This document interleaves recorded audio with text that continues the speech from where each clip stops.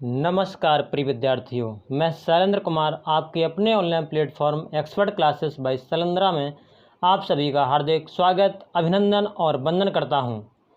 आज हम आप सभी के लिए हिंदी में शब्द विचार के अंतर्गत संज्ञा की क्लास लेकर आया हूं। तो आइए सीधे लेकर चलता हूं क्लास की ओर, बिना टाइम वेस्ट किए हुए। बात करेंगे संज्ञा की।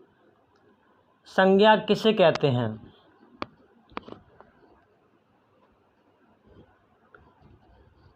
किसी वस्तु, स्थान, प्राणी, भाव आदि के नाम को संज्ञा कहते हैं।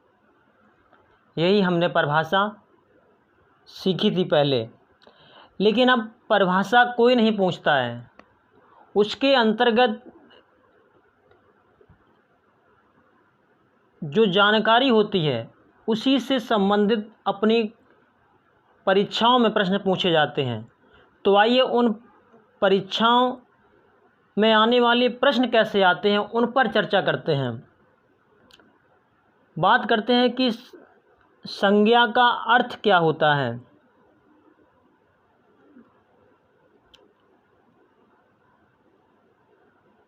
संज्ञा का अर्थ क्या होता है?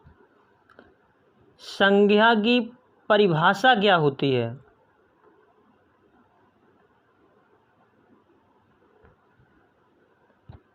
संज्ञा का रूपांतरण कैसे किया गया है?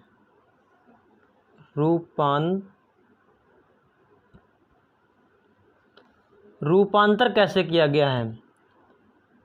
संज्ञा पर किसका प्रभाव पड़ता है? संज्ञा के आधार पर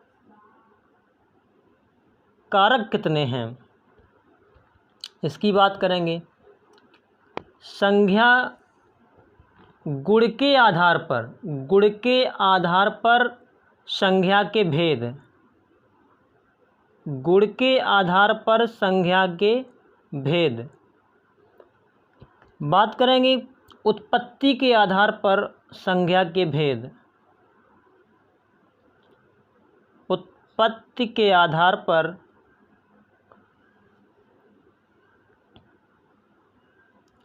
संज्ञा के भेद। और अंतिम बात करेंगे प्रयोग के आधार पर। प्रयोग के आधार पर संज्ञा के भेद।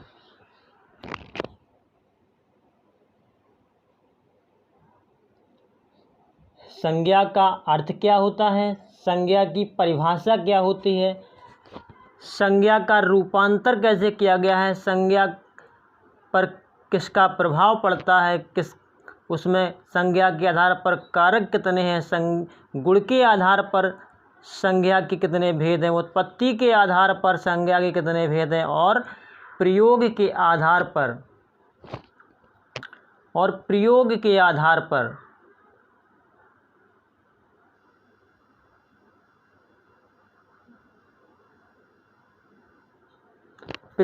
आधार पर कितने भेद हैं? आइए, अगर हम बात करें कि संज्ञा का अर्थ क्या होता है, तो संज्ञा का जो अर्थ होता है वो होता है नाम। किसी का नाम ही तो होता है संज्ञा। अब बात करते हैं परिभाषा। तो जो नाम वाले शब्दों को, परिभाषा क्या है? नाम वाले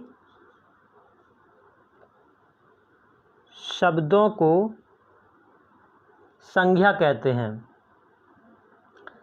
बात करेंगे कि रूपांतर के आधार पर संज्ञा क्या है, तो रूपांतर के आधार पर संज्ञा है विकारी। विकारी ना कहें तो व्यय।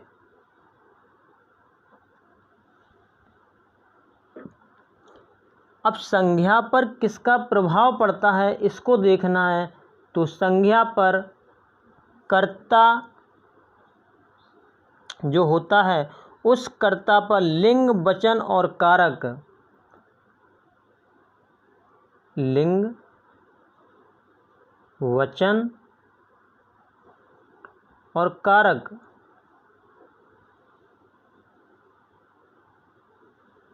लिंग, वचन और कारक तीनों का प्रभाव पड़ता है। अब बात करेंगे कि संज्ञा के आधार पर कारक कितने हैं। संज्ञा कितने कारक को मानता है, तो आंसर जाएगा 8। बात करेंगे कि गुण के आधार पर संज्ञा के कितने भेद हैं, तो अपना आंसर जाएगा 2। एक जाएगा गुणवाचक संज्ञा और दूसरा जाएगा भाववाचक संज्ञा। बात करेंगे उत्पत्ति के आधार पर संज्ञा के कितने भेद हैं। उत्पत्ति के आधार पर संज्ञा 3 प्रकार के। 1 नंबर व्यक्तिवाचक संज्ञा, दूसरा जातिवाचक संज्ञा और तीसरा भाववाचक संज्ञा। अब बात करेंगे प्रयोग के आधार पर संज्ञा के भेद कितने हैं। तो प्रयोग के आधार पर संज्ञा के हैं 5 भेद। पहला है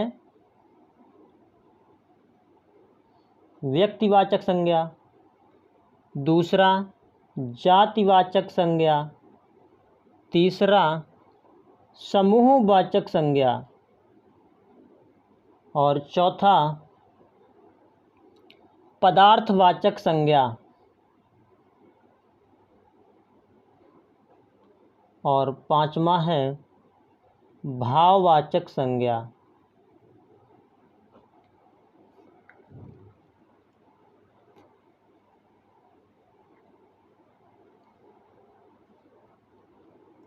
आगे देखिए,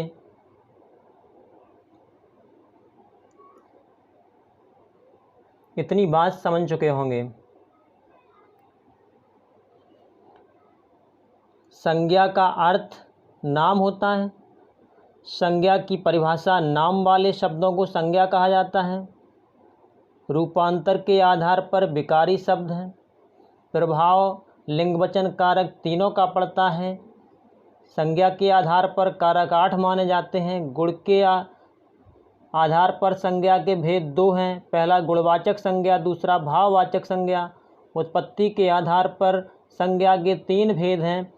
व्यक्तिवाचक संज्ञा, जातिवाचक संज्ञा, भाववाचक संज्ञा और प्रयोग के आधार पर संज्ञा 5 प्रकार की हैं।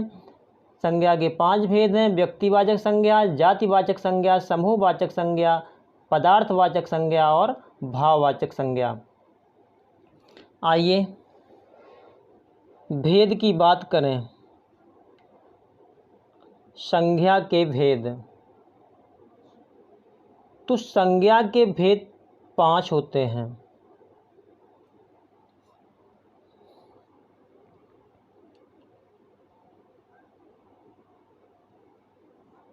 व्यक्तिवाचक संज्ञा,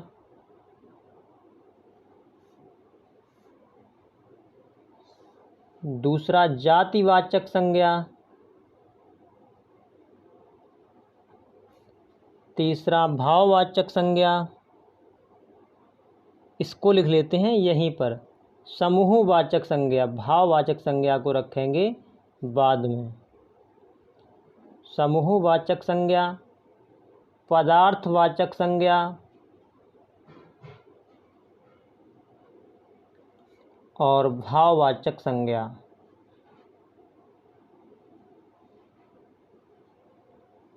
अब हम सभी को समझेंगे। व्यक्तिवाचक संज्ञा इसकी हम परिभाषा जानेंगे। जिसमें व्यक्ति विशेष का बोध हो।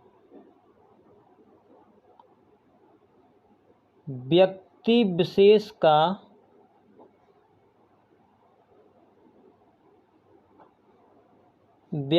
विशेष का बोध हो।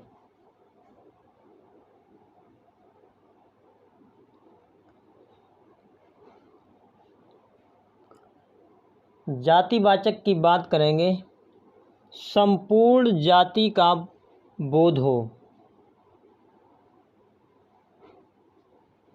संपूर्ण जाति का बोध हो। समूहवाचक की बात करेंगे, एक ही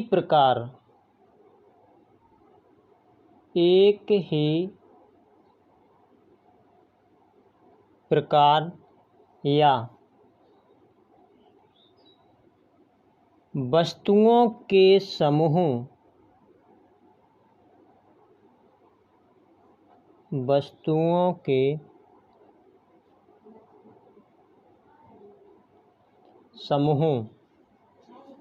का बोध।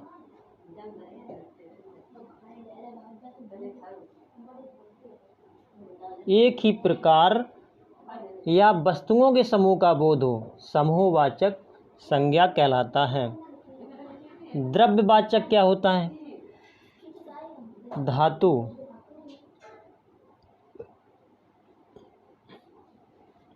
धातु हो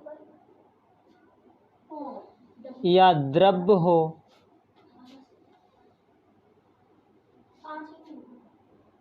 या फिर पदार्थ हो,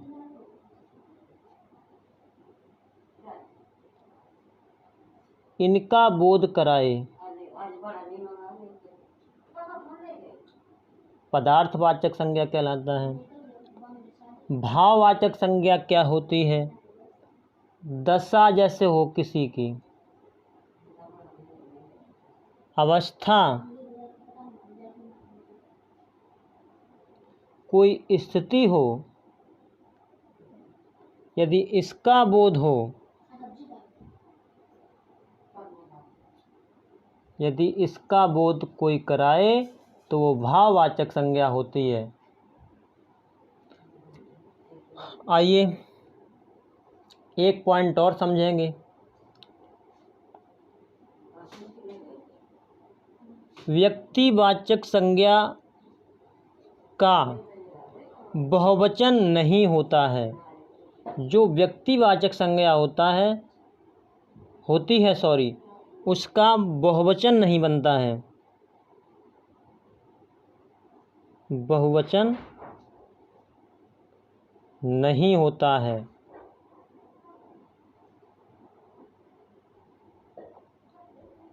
बात समझ में आ रही है? किसी का भी नाम यदि हो व्यक्ति विशेष का, तो वो बहुवचन में नहीं जाएगा। आइए अब बात करते हैं जातिवाचक की। तो इनका बहुवचन होता है। इनका बहुवचन होता है। जातिवाचक में बहुवचन होता है। बात करें कि समूहवाचक की, तो समूहवाचक में जो केस मिले हैं उन केसों में 99% एक वचन होते हैं। 99% एक वचन और 1% बहुवचन केस होते हैं। द्रव्यवाचक की बात करें, पदार्थवाचक की बात करें, तो इसमें सिर्फ और सिर्फ एक वचन ही होता है। एक वचन होता है।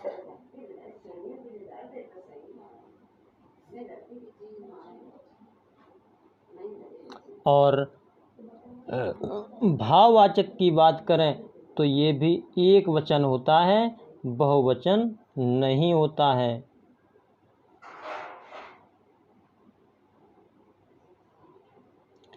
तो यहाँ से हमने ये देखा कि सिर्फ और सिर्फ जो जातिवाचक है यही बहुवचन का बोध कराता है, और चारों संज्ञाएं व्यक्तिवाचक, समूहवाचक, पदार्थवाचक और भाववाचक ये चारों एक वचन का बोध कराते हैं। मुझे ऐसा भाव समझ में आता है कि आप भली भांति समझ चुके होंगे, और मुझे उम्मीद है कि आपको समझ में आ भी गया होगा। तो चलिए ये क्लास आज यहीं पर रोक रहे हैं। क्लास अच्छी लगी हो तो क्लास को शेयर करना बिल्कुल ना भूलें। कल फिर मिलेंगे एक नेक्स्ट वीडियो के साथ। तब तक के लिए जय हिंद।